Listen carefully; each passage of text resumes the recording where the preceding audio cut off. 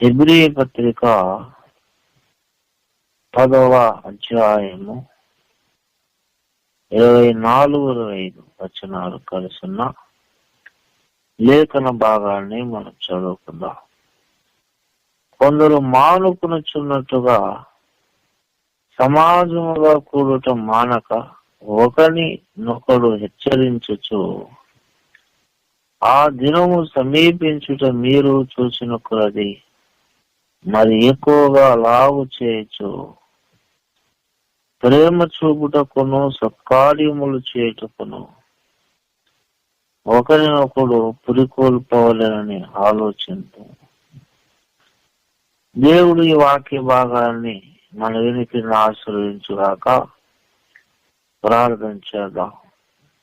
స్తోత్రములు నాయన, ప్రేమ కలిగిన మా కన్న తండ్రి, చదవబడిన వాక్య భాగాన్ని ఇప్పుడు మా ఎన్నికల్లో మీరు ఆశ్రయించి మా మీద నీ దయాదాక్షిణ్యములను దిగిరానిచ్చి రాసులు ఇప్పుడు నీ శిరోచాలను మరుగుపరిచి అభిషేకించి మాతో మాట్లాడమని యేసు నామములో ప్రార్థిస్తున్నాం తండ్రి. స్తోత్రం. దేవునికి మహిమ కలుగును గాక. ప్రియ దేవుని బిడ్డలారా, చదవబడిన వాక్య భాగంలో అపోస్తులుడైనటువంటి పౌలు భక్తుడు ఇంచుమించుగా 2000 సంవత్సరాల క్రితం ఈ మాటలను రాశాడు. ఆదిమ సంఘ కాలము దేవుని బిడ్డలారా, మరి 100 సంవత్సరాలు 200 సంవత్సరాల క్రితం కాదు, క్రీస్తు శకము 2000 సంవత్సరాల కాలం గడుస్తుంది ఈ మాటలు రాయబడి. పౌలు భక్తుడు ఏమంటున్నాడంటే, కొందరు మానుకునుచున్నట్టుగా అని ప్రస్తావిస్తూ ఉన్నాడు. కొందరు మానుకునుచున్నట్టుగా, ఈ మాట కీలకం. దేవుని గ్రంథంలో ఉన్నటువంటి మాటలను మనం చాలా శ్రద్ధా భయభక్తులు కలిగి ఆలకించాలి, అంగీకరించాలి.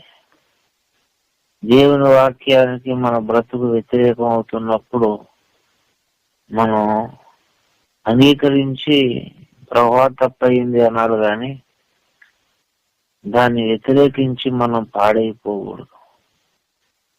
చాలా మంది దుర్బోధకులు అదే చేస్తూ ఉంటారు. వాళ్ళు తెలిసి తెలియని బోధ, దుర్బోధ, సత్యబోధ, అపోస్తుల బోధకు వ్యతిరేకమైన బోధన చేస్తూ దేవుని వాక్యానుసారంగా ఈ సిద్ధాంతాన్ని, ఈ బోధను మనం నమ్మాలి, ప్రచారం చేయాలి, దానికి లేఖనాలు అని అంటే అది వరకు దుర్బోధ చేస్తాడు.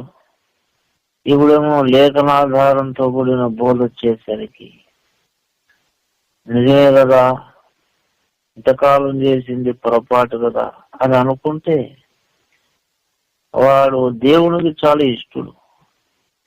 ఎంత సౌజన్యం, ఎంత యథార్థత, ఎంత హృదయస్తున్నట్టుంది. లేఖనాధారం కనబడగానే తప్పును ఒప్పుకున్నాడు.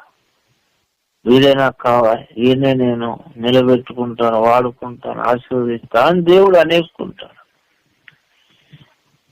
దేవుని వైఖరి అది. నువ్వు ఏనాడు ఏ పొరపాటు చేయకుండా ఉంటే నేను ఆశీర్వదించాలని కాదు. అలాగూ ఏ మానవునికి సాధ్యం కాదు. మనం పుట్టుకతోనే పాపులు. మన లోపల పాప మరణముల నియమం అనేది ఒకటి ఉన్నది. పాపం అనేది ఎక్కడ మన మీద ప్రభుత్వం చేసి మనల్ని నాశనం చేయగలదంటే, యేసయ్య నా పాపముల కొరకు మరణించాడు, బలి రక్తం కార్చాడు, ప్రభా నేను పాపిని అని ఎవడైతే ఒప్పుకునే ఆ యథార్థత ఉండదో వాడి మీద పాపం అధికారం చేయగలదు. పాపం ఎవరి మీద అధికారం చేస్తుంది? పాపం చేసిన ప్రతి వాడి మీద పాపం అధికారం చేయదు.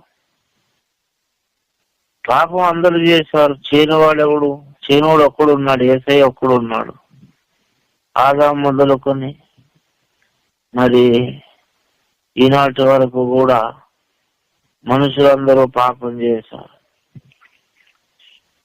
మనం సాధారణమైన మనుషులు, మనం అంతా భక్తులం కాదు. మోషే ఉన్నాడు, ఏలియా ఉన్నాడు, అబ్రహాం ఉన్నాడు, పౌలు ఉన్నాడు. వీళ్ళు కూడా మేము పాపులమే అని ఒప్పుకున్నారు.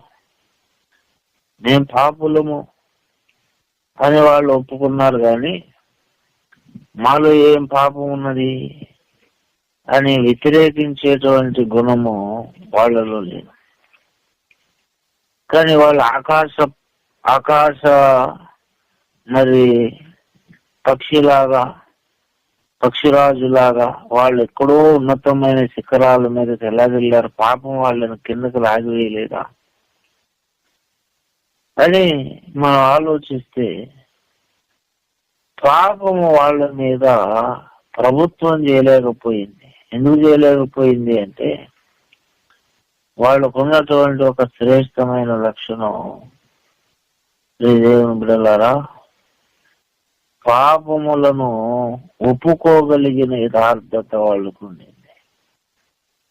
పాపములు ఒప్పుకునే యథార్థత అది బైబిల్ గ్రంథం మనం చేయాలనే ఎప్పుడూ ప్రేరేపిస్తుంది. యోహాను రాసిన మొదటి పత్రిక 1వ అధ్యాయము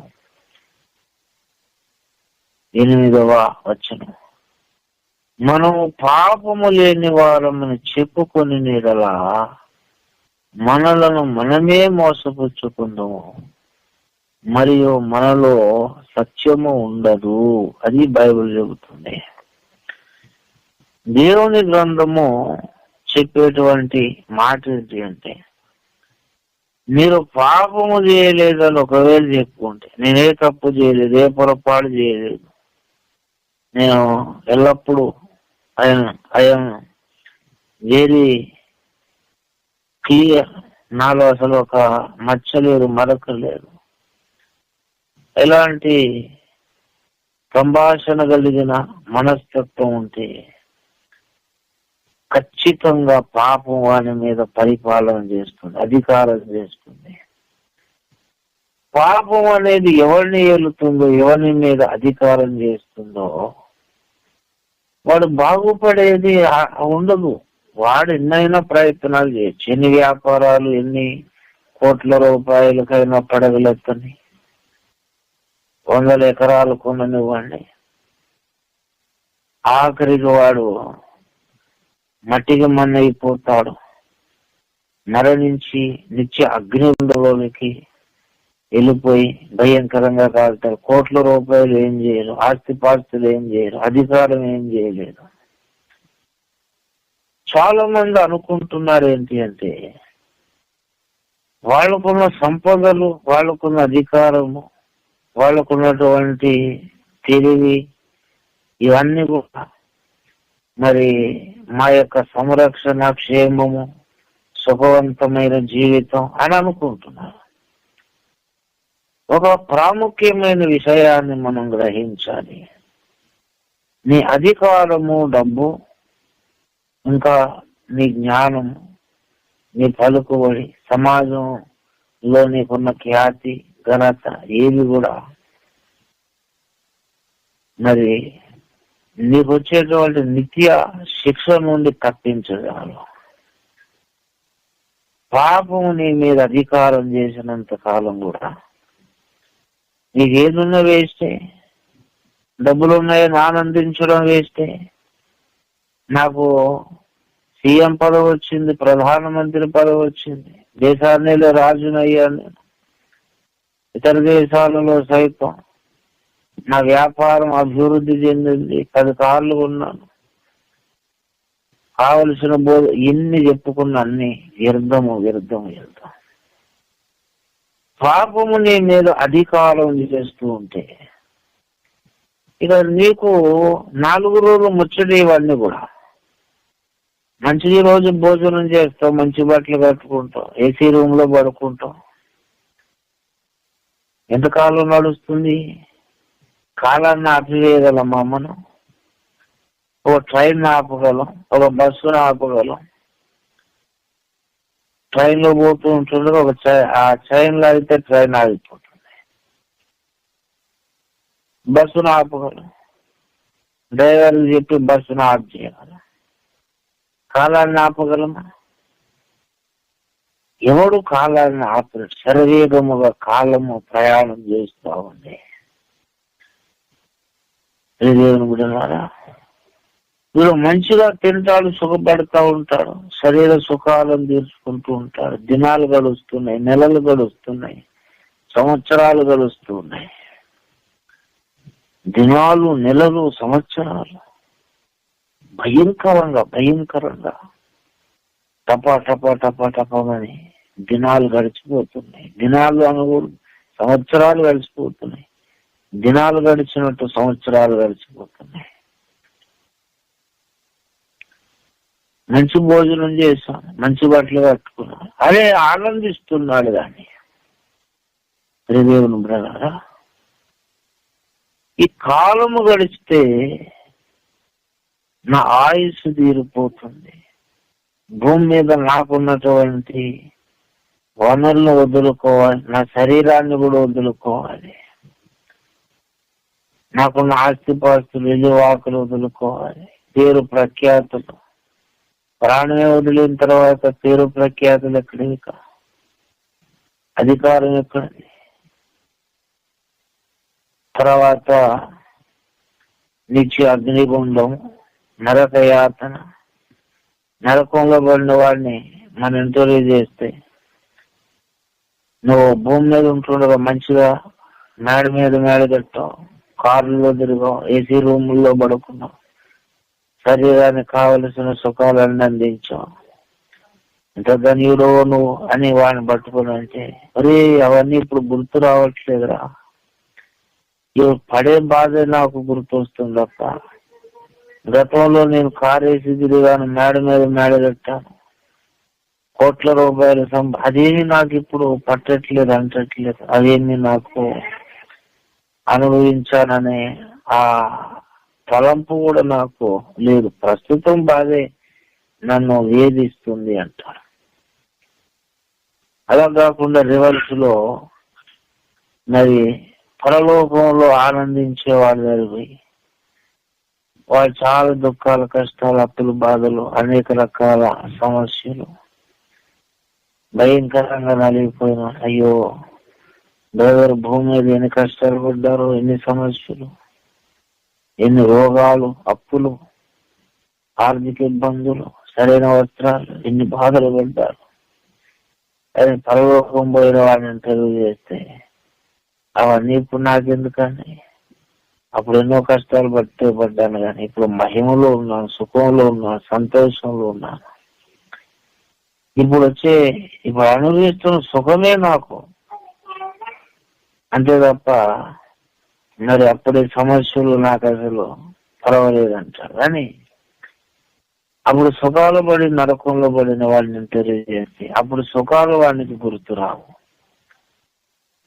కానీ అప్పుడు కష్టములు పడి పరలోకం వెళ్ళిన వాడిని తెలియజేస్తే అవన్నీ ఇప్పుడు ఎందుకు లేదు, అయిపోయింది. ఇప్పుడు మంచిగా హ్యాపీగా దేవుని రాజ్యంలో నిత్యానందం, నిత్య సంతోషంతో చాలా హ్యాపీగా, దుఃఖమే లేదు, బాధే లేదు, హ్యాపీగా నా లైఫ్ అని అంటాడు. ఈ పరిస్థితికి కారణం ఏంటి అంటే పాపం అనేది ఎవరి మీద ఏలుబడి చేస్తుంది, ఎవరి మీద అధికారము చెలాయిస్తుందో వాడిని నిత్య నాశనానికి అది లాక్కుపోతుంది. మీరు బాగా వినాలి.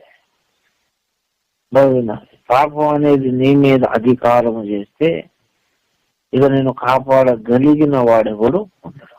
దాని అధికారానికి వెళ్ళిపోయావు నువ్వు, అధికారానికి దానికి నువ్వు అప్పగించుకుంటే ఇక తర్వాత నేను కాపాడదు. కాబట్టి దేవుడు పాపము యొక్క అధికారం మనల్ని విడిపించగలిగినది మన పాపములను ఒప్పుకునే యథార్థమైన మనసు. ఎక్కడ ఒప్పుకోవాలి? మనుషుల దగ్గర కాదు. వేరొక అధికారి ఉన్నాడు, పాపపు అధికారిగా. పాపపు అధికారి ఒకడు ఉన్నాడు. పాపముల నుండి విడిపించడానికి దేవుని బిడ్డలారా, ఈ లోకానికి వచ్చి నరావతారం ఎత్తిన సర్వశక్తి కలిగిన ఏ మానవుడు కూడా పాపం అనే అధికారం నుండి మనల్ని విడిపించలేడు. భయంకరమైన బానిసత్వపు సంఖ్యల నుండి మానవుడు మనల్ని విడిపించలేడు. దేవదూతలు మనల్ని విడిపించలేరు. కెరూబులు, శరాపులు, ప్రవక్తలు, బోధకులు ఎవడు విడిపించలేడు. ఒకే ఒక్కడు విడిపించగలడు, ఆయన క్రీస్తు. ప్రియదేవుని బిడ్డలారా, గలతీ పత్రిక 5వ అధ్యాయము 1వ వచనం. ఈ స్వాతంత్ర్యము అనుగ్రహించి క్రీస్తు మనల్ని స్వతంత్రులుగా చేసి ఉన్నారు. కాబట్టి మీరు స్థిరముగా నిలిచి మరలా దాస్యమును కాడి క్రింద చిక్కుకొనకుడి. ఎవరు విడిపించారు అంటే డబ్బులు, ఆస్తిపాస్తులు ఏమి కాదు. ఒక పేరు ప్రస్తావించబడింది. దాస్యము నుండి విడిపించిన వాడు క్రీస్తు అన్నాడు పౌలు. క్రీస్తు విడిపించాడు దాస్యము నుండి. దాస్యము నుండి యేసు విడిపించగలడు. ఎవరికి అంత శక్తి, బలము, సామర్థ్యం ఇది ఎవరికి లేవు. సోమంతా తిరిగినా సరే మానవ జాతికి ఉన్నటువంటి భయంకరమైన పాపము, బంధకాలు, బానిసత్వం నుండి విడిపించేవాడు ఎవరు లేరు. నజరేయుడైన యేసు ఒక్కడే. నరావతారం ఎత్తాడు, బలయ్యాడు, రక్తం గార్చాడు, ప్రాణం పెట్టాడు, 3వ దినాన్ని తిరిగి లేచాడు. ఆయన మాత్రమే విడిపించగలడు. అయితే ఆయన కూడా ఎవరిని విడిపించగలడు అనేది ఇక్కడ ఒక ప్రశ్న. ఆయన విడిపించగలడు అనేది నిజమే కానీ అందరినీ విడిపించడు. ఆయన పాపపు బంధకాల నుండి విడిపించగలడు, ధర్మశాస్త్రం నుండి విడిపించగలడు. దేవుని బిడ్డలారా, కానీ అందరినీ ఆయన విడిపించడు. మన పాపములను మనం ఒప్పుకొని ఎడలా అనే మాట మనకు యోహాను పత్రికలో, మనం ఇందాక చదువుకున్నటువంటి పత్రికలో రాయబడి ఉన్నది. మరి 9వ వచనం, మొదటి యోహాను రాసిన మొదటి పత్రిక 1వ అధ్యాయము 9వ వచనం. మన పాపములను మనం ఒప్పుకొని ఎడలా ఆయన నమ్మదగిన వాడును నీతిమంతుడును గనుక ఆయన మన పాపములను క్షమించి సమస్త దుర్నీతి నుండి మనల్ని పవిత్రులుగా అన్నాడు. సమస్త దుర్నీతి నుండి మనల్ని పవిత్రులుగా దేవుడు ఎప్పుడు చేస్తాడు అంటే, ఎప్పుడు చేస్తాడు అంటే, నువ్వు ఒక విన్యాసం చేయాలా, ఒక గొప్ప భక్తుడు కావాలా, లేదా కోట్ల రూపాయల ధనాన్ని కానుకలు ఇవ్వాలా, ఏం చేయాలి అంటే ఏం కాదు.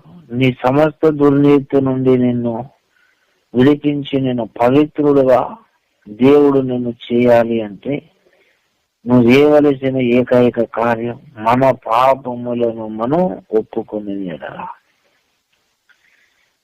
పాపములను ఒప్పుకునే గుణం ఉండాలి.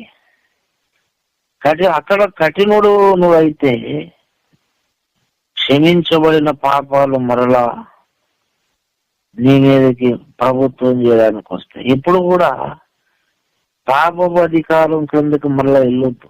పాపపు అధికారం క్రిందకి నిన్ను పాపం చేసినందుకు పాపం నీ మీద ప్రభుత్వం చేయదు.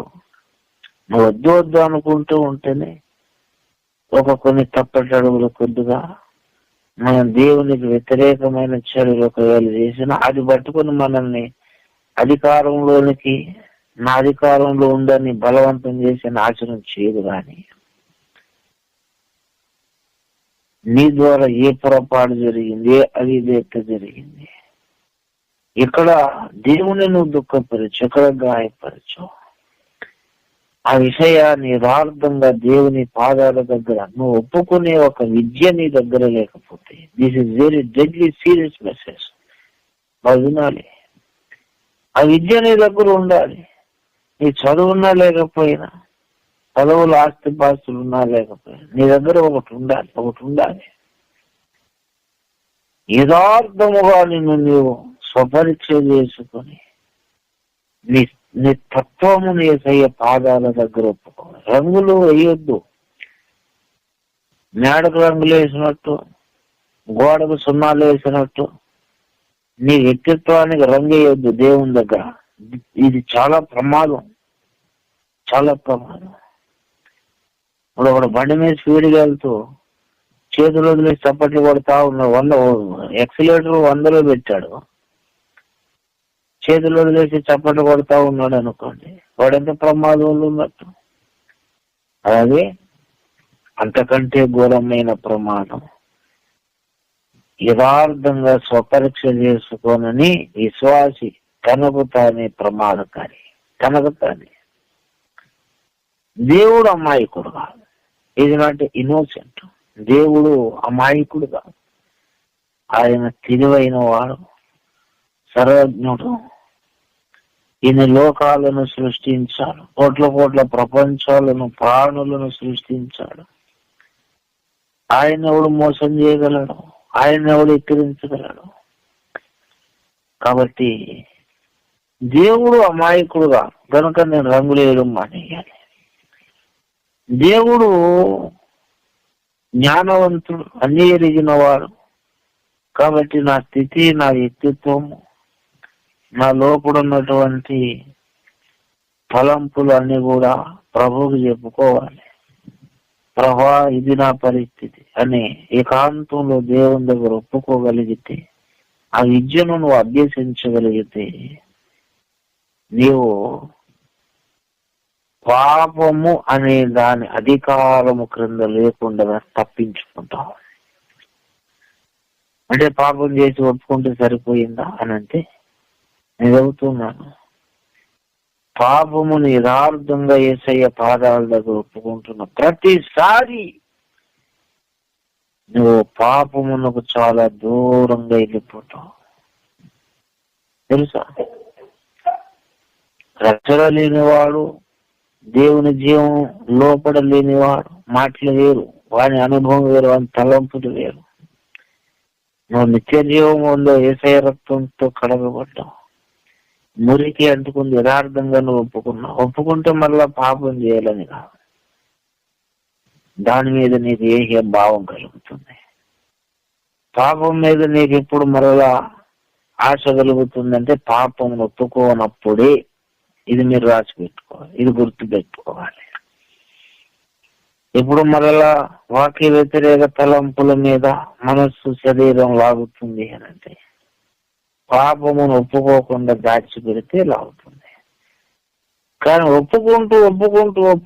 ఒప్పుకునే ఒక విద్య నీవు అభ్యసించిన నాడు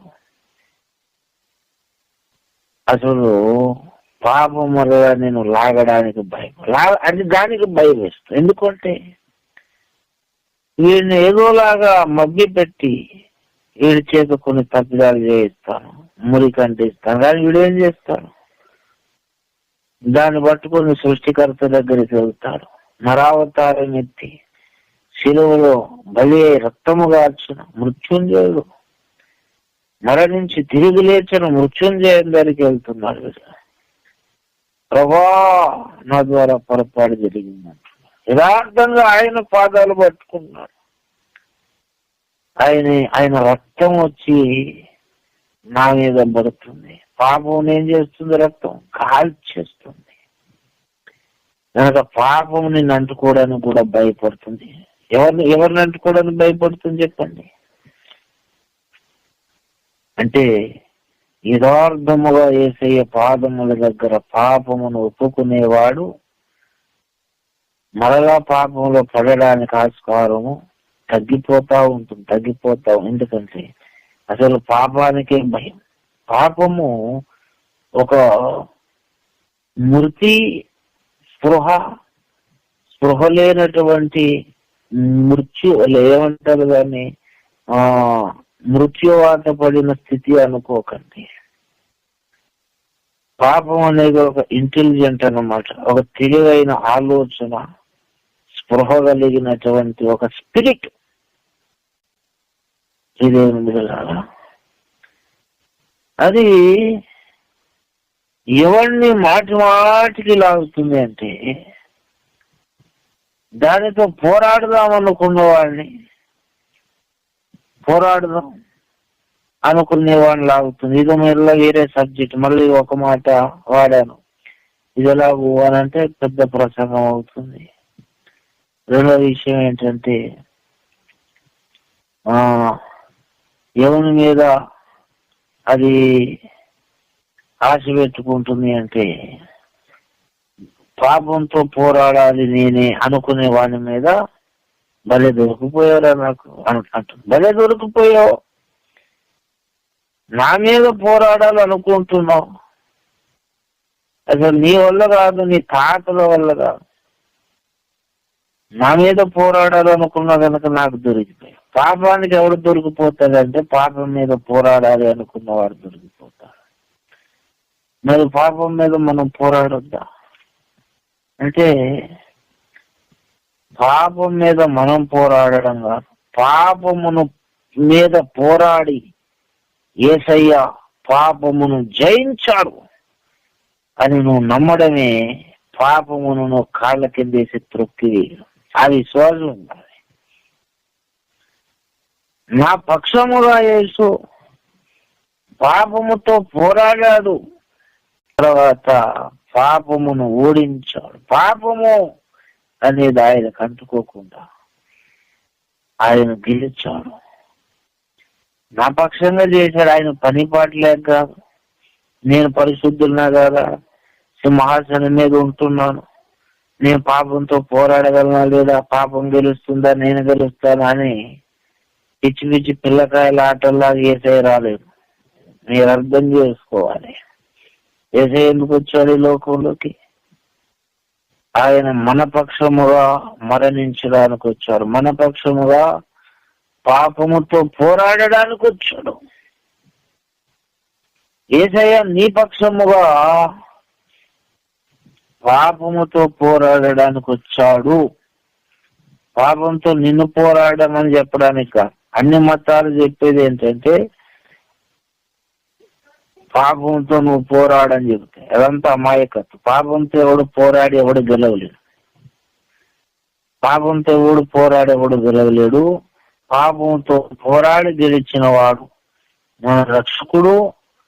ఆయన పాపంతో ఊరికే పోరాడా? మీరు వింటున్నారా ప్రసంగం? మళ్ళీ రేపు నేను అడుగుతాను, ఏ మాట చెప్తాను అడుగుతాను.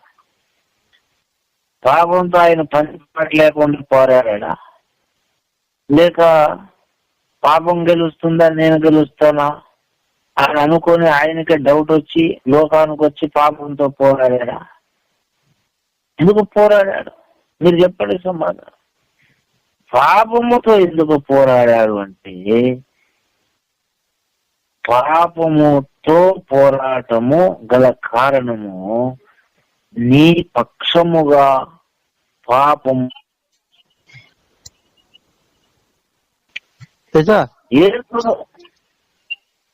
యేసును నువ్వు సొంత రక్షకునిగా అంగీకరించిన వ్యక్తి అయితే నువ్వు నమ్మవలసిన అతి ప్రాముఖ్యమైన విషయం, పాపముతో నా పక్షముగా యేసయ్య ఆల్రెడీ పోరాడి జయించాడు. దిస్ ఈజ్ మై ఫెయిత్ అనే ఒక క్లారిటీ నీ దగ్గర ఉండాలి. This is your ideology.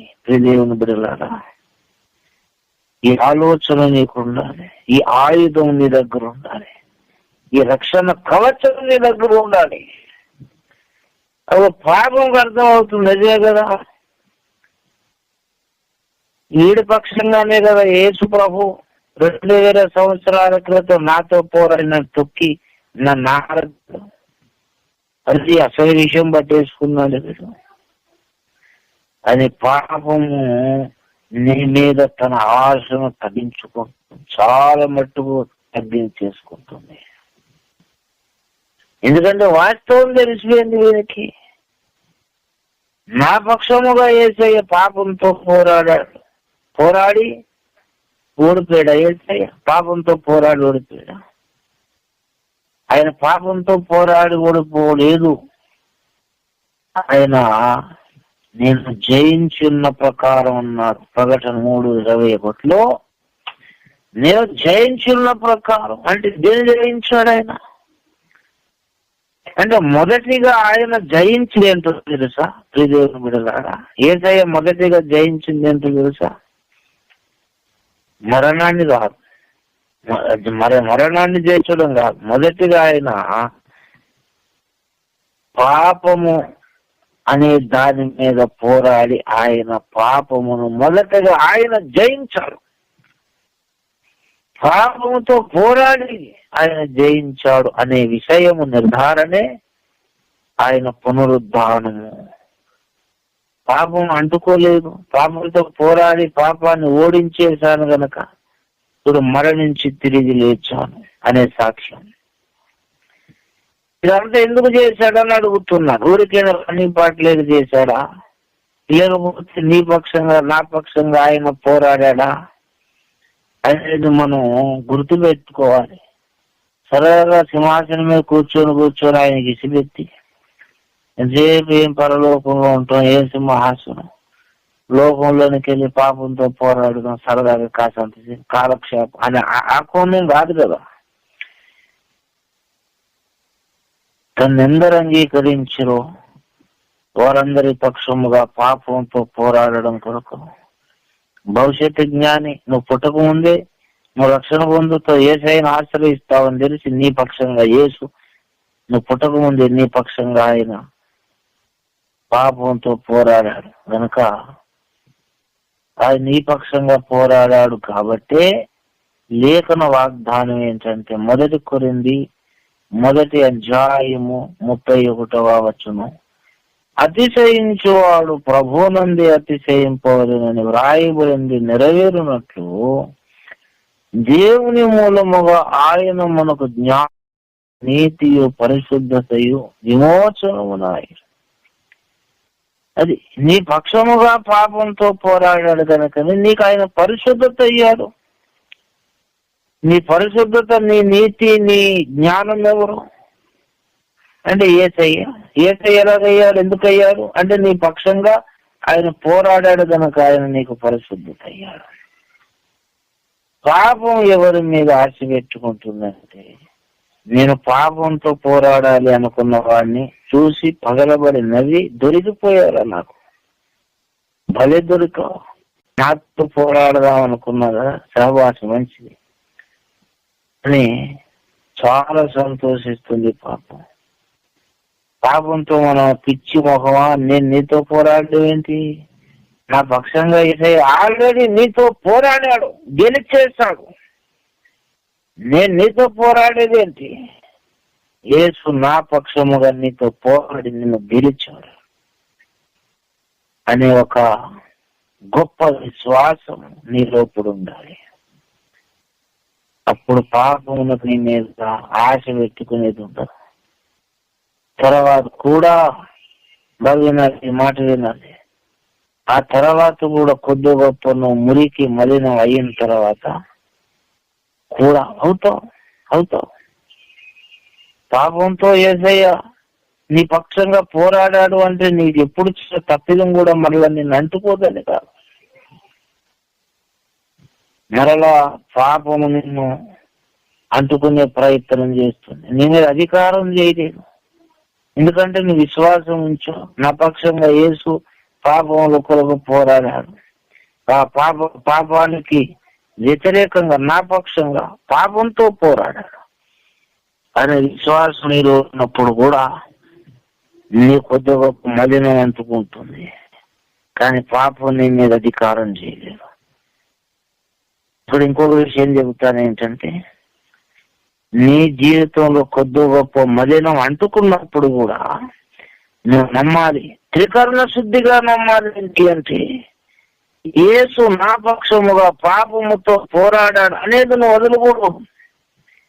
అది వదిలేరా, ఎక్కడ పోరాడితే ఇప్పుడు నీ పరిస్థితి ఎంత దిగజారు ఉన్నది. చూడు నీకు ఎందుకు మురకట్టుకుంది, ఎంత చెడ్డ ఉంది. ఏసై ఎక్కడ పోరాడితే నువ్వు తెల్లని మల్లెపూలాగా ఉండాలి కానీ ఎందుకున్నావు ఇలాగా అంటే నోరుమై. నేను నమ్ముతున్నాను, నా పక్షముగా యేసు పాపంతో పోరాడి గెలిచేశాడు. అదే నమ్ముతాను. అదే పట్టుకోగలిగితే పాపము నీ వస్త్రాలకి కాసంత మురికి అంటించినా సరే నీ మీద అధికారం చేయలేదు. ఆ మురికైనా ఎందుకు అంటిస్తుందంటే నీకున్న ఆ ఫెయిత్లో నుండి బయటకు లాగడం కొరకన్నమాట. నీకున్న ఆ విశ్వాసంలో నువ్వు బయటకు వస్తే నీ మీద అధికారి అవుదామని చూస్తుంది. నీ మీద అధికారి రావడం పాపం యొక్క అల్టిమేట్ గోల్. నీ కొద్దిగా మురికి అంటించడం అనేది దాని యొక్క గోలుగా నీ మీద అధికారి అవ్వాలి. అధికారి అవ్వాలి అంటే నువ్వు ఆ ఫెయిత్ వదిలేవాలి. నా పక్షంగా యేసు పాపంతో పోరాడి గెలిచాడు అనే విశ్వాసం వదిలేస్తే నీ మీదకి ఎక్కేస్తుంది, సింహాసనం ఎక్కేస్తుంది. నీ హృదయ సింహాసనం ఎక్కి నిన్ను పరిపాలిస్తుంది. కానీ నువ్వు గట్టిగా పట్టుకోవాలి అంటే నా పక్షంగా యేసయ్య మరణించాడు, నా పక్షంగా పాపంతో పోరాడాడు, గెలిచాడు అనేది నువ్వు గట్టిగా పట్టుకోవాలి. నెక్స్ట్ ఏంటంటే నీ కంటిన మురికి, నీ బలహీనత, నీ అజ్ఞానము అవన్నీ కూడా యేసయ్య పాదాల దగ్గర చాలా క్షుణ్ణంగా ఒప్పుకోవాలి. ఇది ఈ విద్య మన దగ్గర ఉండాలి. నువ్వు ఎన్నో కోట్ల మేడలు మెద్దులు ఉన్నా లేకపోయినా, నువ్వు కూలీ నాలెడ్జ్ చేసుకునే వ్యక్తివైన ఎవరైనా సరే నీ దగ్గర ఈ విద్య ఉండాలి. యేసయ్య పాదాల దగ్గర ఏకాంతంలో యథార్థముగా నీ స్థితిని ఒప్పుకోగలిగిన ఆ విద్య నువ్వు కలిగి ఉంటే ఆ తర్వాత అసలు పాపం ఏ కోణాన్ని ఏ కోసాన్ని కూడా నీ మీద అధికారం చేయజాలదు. ఎందుకు? మొదట ఒక విశ్వాసం, నా పక్షంగా యేసు పాపాలతో పోరాడాడనే విశ్వాసం. రెండవది కొద్ది గొప్ప ఏవైనా మురికి అంటుకున్న యేసయ్య పాదనకు ఒప్పుకుంటున్నావు. ఆ తర్వాత మూడో స్టెప్ లో ఒక రహస్యం చెబుతున్నది. పాపము నిన్ను అంటుకోవడానికి దానికి భయం భయం భయం. ఎందుకంటే వీడేమో మొదట బలమైన విశ్వాసం కలిగి ఉన్నాడు, నా పక్షంగా యేసయ్య పాపంతో పోరాడి గెలిచాడని సత్యాన్ని గట్టిగా పట్టుకున్నాడు. ఒకవేళ ఎటు తిరిగి వీడికి ఏదైనా మురికి అనిపిస్తే యేసు పాదాల దగ్గర దానిని యథార్థంగా ఒప్పేసుకుంటున్నాడు. ఒప్పుకుంటే ఆయన ఏం చేస్తాడు? క్షమిస్తాడు. ఎలా క్షమిస్తాడు? రక్తం పోసి క్షమిస్తాడు. రక్తం ఎక్కడ పోస్తాడు? పాపం మీద పోస్తాడు. పాపం ఏమైపోవాలి? కానీ మాడిమస అయిపోవాలి. నీకు విషయం చెబుతానండి, నువ్వు పాపమును ఒప్పుకుంటున్న ప్రతిసారి ఈ పాపము అనే ఈ దయ్యం ఉన్నది చూసారా, దాని వీపంతా కాలిపోతుంది. అది అసలు రహస్యం. అసలు రహస్యం ఏంటి చెప్పండి? నువ్వు యథార్థంగా నువ్వు ఎప్పుడైతే పాపాన్ని ఒప్పుకుంటావో యేసయ్య మహిమ కలిగిన రక్తము, అక్షయమైన రక్తము పాపం మీద ప్రోక్షించబడుతుంది. ప్రోక్షించబడితే భయంకరంగా పాపము కాలిపోతుంది. పాపం అంటే చెప్పండి, ఒక స్పృహ లేని ఒక నిర్జీవ వ్యక్తి కాదు. స్పృహ ఉన్నది, దానికి కూడా జీవం ఉన్నది. దేవుని బిడ్డలారా, మరి అలాంటి పరిస్థితిలో యేసు రక్తము ఎప్పుడైతే పాపం మీద మరి ప్రోక్షించబడుతుందో పాపం గాలిపోతూ ఉంటుంది. కనుక నేను వీడికి ఏదో మురికి అంటిస్తాను, వీడేమో పాపాలను యేసు పాదాల దగ్గర ఒప్పుకుంటాడు. ఒప్పుకుంటే ఆ పెద్ద ఆయన ఏం చేస్తాడు? నా మీద రక్తాన్ని ప్రోక్షిస్తాడు. రక్తం ఏం చేస్తుందంటే నన్ను కాల్చేస్తుంది. కాబట్టి మాటి మాటికి పాపాలను మనం ఒప్పుకుంటూ ఉంటే పాపమునకు చలి జ్వరం వచ్చేస్తుంది. దేవుని బిడ్డలారా, పాపానికి ఏమొస్తుంది చెప్పండి? చలి జ్వరం. వీడిని మళ్ళా అంటుకోవాలంటే భయం, వీడికి కాసంత మురికి రాద్దామంటే భయం.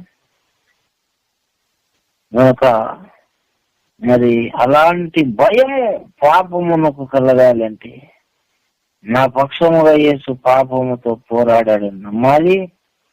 తర్వాత రెండవది, నీ కంటిన ముడికి నిరార్థంగా యేసయ్య పాదాల దగ్గర ఒప్పుకోగలగాలి.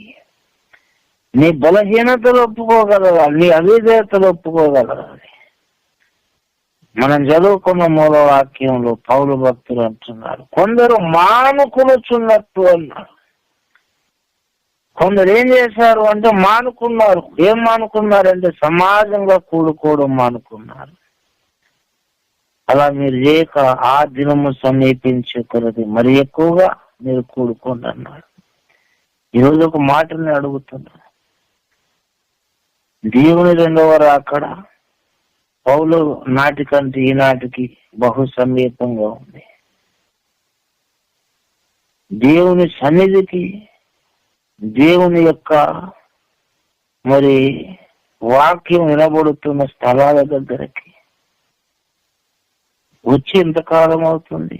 క్రైస్తవ సమాజం ఇంత దూరంగా నియామక కూటాలు కొంటున్నారు. ఆ దినం సమీపించే కొలది మరి ఎక్కువగా కూడుకోండి అంటే మరి ఎక్కువగా మానుకుంటున్నారు. రివర్స్ గా జరుగుతుంది.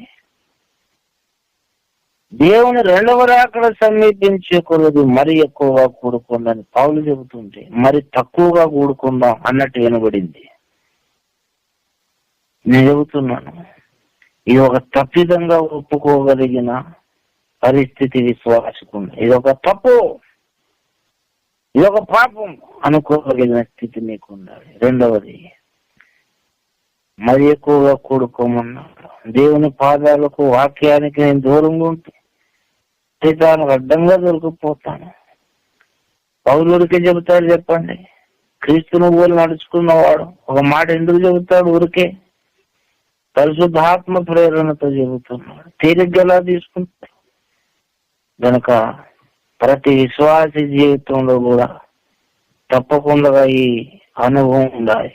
మరి ఎక్కువగా నీవు దేవుని వాక్యముతో సహవాసం చేయాలి.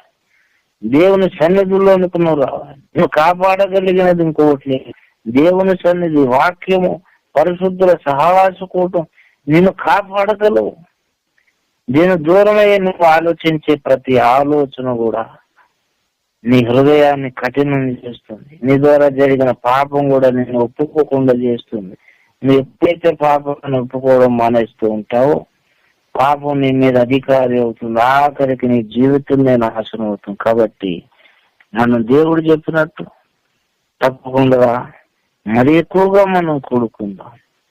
ఆ తర్వాత దేవుడు తన వాక్యం ద్వారా మనతో మాట్లాడి ఎలా నడవాలో, ఏం చేయాలో ఆయన వాక్యం ద్వారా మాట్లాడే దేవుడు. మనం నమ్ముకున్న దేవుడు మరి ఎలా మాట్లాడితే గాల్లో నుండి మాట్లాడతాడా అంటే ప్రధానంగా ఆయన మాట్లాడే మార్గము వాక్యము. ఆ వాక్య స్వరాన్ని వినగలిగితే తర్వాత దేవుని స్వరాన్ని వినగలుగుతాం. వాక్య స్వరం వినడానికి దేవుని స్వరం వినే హక్కు, అధికారము లేనే లేవు. దేవుని సారా భక్తులందరూ వాక్య ప్రేమికులు. వాక్యాన్ని ద్వేషించేవాడు భక్తుడు కాదు. దేవుని స్వరాన్ని విని దేవుని ఆశీర్వాదానికి అర్హుడు కాదు. కాబట్టి తప్పక దేవుని వాక్య స్వరము నీ లైఫ్ లో, నీ జీవితం లేకపోతే నేను ఎవరు కాపాడు? నువ్వు ఎటుపోతావు? నీకు ప్రార్థన చేస్తున్నాను అనుకుంటావు కానీ that is not a right prayer. నువ్వు కరెక్ట్ ప్రార్థన చేయలేవు. నేను సరైన మార్గంలో నడిపించగలిగింది వాక్యం ఎక్కడ ప్రత్యక్షమవుతుంది? పరిశుద్ధ సమాజ కూటాలలో. కాబట్టి పరిశుద్ధుల సమాజ కూటంలోనికి తప్పకుండా మనం ఆ దినం సమీపించే కొలది మరి ఎక్కువగా రావాలి.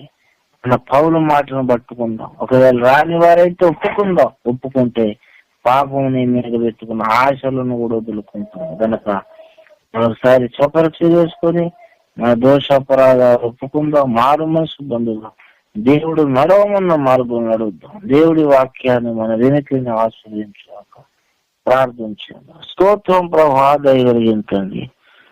ఇది నువ్వు మాతో మాట్లాడడానికి దిగవచ్చి నీవు ప్రభా నోరు తెరిచి మాట్లాడు. వందనాలు, స్తోత్రం. విన్న వాక్యం మాలో ఫలింపజేయండి. కూడా వచ్చిన బిడ్డలందరినీ దీవించి నీ వాక్యానుసారం నడుచుటకు మాకు సహాయం చేయండి. యేసు నామములో ప్రార్థిస్తున్నాను తండ్రి. యేసు రక్తం మనకి జయం, ప్రవేశ రక్తమే జయం, ప్రవేశ సంపూర్ణ జయం కలుగును. ఆమేన్. అందరికీ వందనాలు.